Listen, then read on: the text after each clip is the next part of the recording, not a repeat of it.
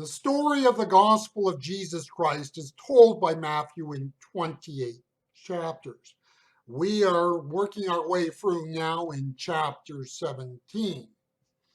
We've also made the point throughout that there is no attempt by any of the gospel writers to give a life of Jesus, as in a full and detailed description of his life. The gospels all focus on largely the ministry of Jesus. Yes, we have in some cases the birth, we have a story of Jesus at 12 years old, but most of it is the life and ministry of Jesus from the time that he begins his ministry to his death on the cross, and of course his resurrection. Matthew chapter 17, we're going to be reading verses 18 and 19, and I'm going to be reading from what was originally a part of the Penguin Classic series, The Four Gospels, translated by E.V. Rue. The boy is brought to Jesus. Jesus sets the boy free from the clutches of the demonic. The center of the story is not the boy and his deliverance. Now, when I say that, don't say that this was unimportant or Jesus was just doing this for a teaching moment to his apostles. What I'm saying is, as recorded by Matthew, you see there is a shift.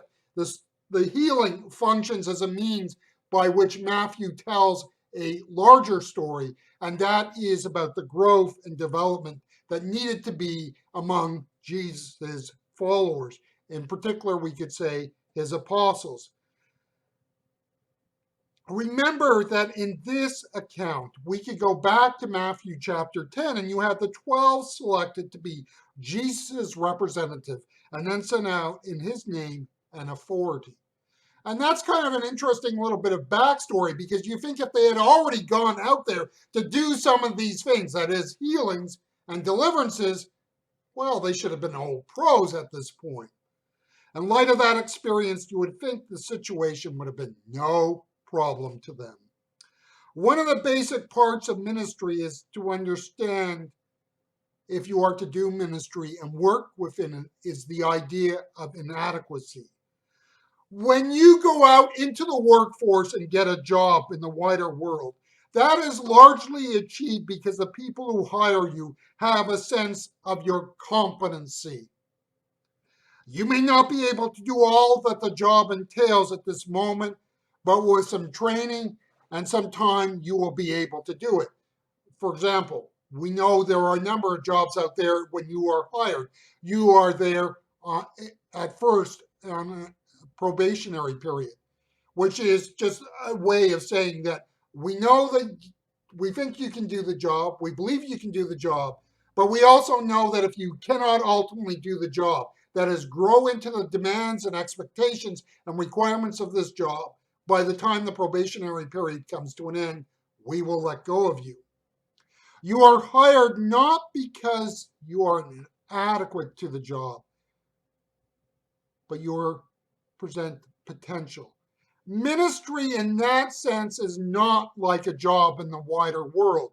Ministry is always linked with our call to follow Jesus. Ministry is not just about doing a job in the church. Ministry, whether as a full-time professional or as a lay person, is about a call to embrace our inadequacy to the task and role. Now, let me ask you, do any of us like doing a job for which we are inadequate for the task at hand? No. The answer is no. Look at those disciples. Do you think they like being shown to be inadequate before that family? So what is the function of inadequacy in ministry and in discipleship?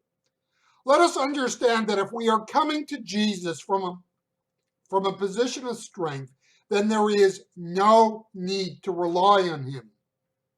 You see, inadequacy in the role of ministry serves the purpose of pointing out our need of him.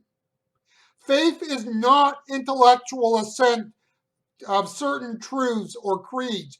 Faith that is real and practical is a faith that has learned to trust in him. If we are to learn to trust in him, it will only come as we operate from a position, not from a position of strength.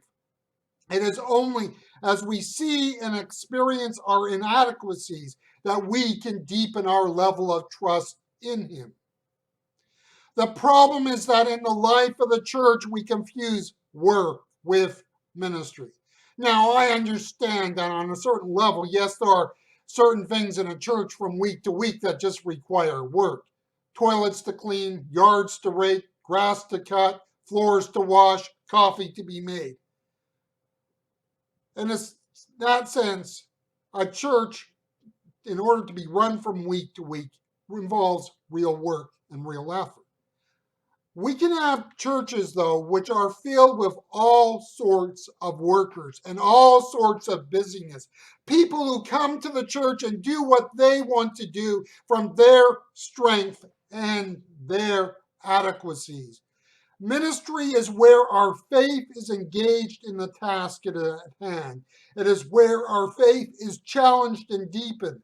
And what we do, if what we do in the church does not change us faith-wise, then what we are doing is work and not ministry.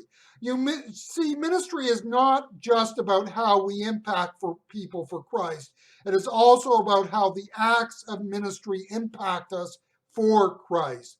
So if you are being called to some new area of ministry in the life of the church, realize God wants to do a work through you as you engage people for Christ. And he knows that you are inadequate to the task. If you were not inadequate to the task, then you would have no need to have Jesus. Ministry is born out of and is fruitful as we understand our inadequacies and rely on him to provide the means by which we do the work we are called to do.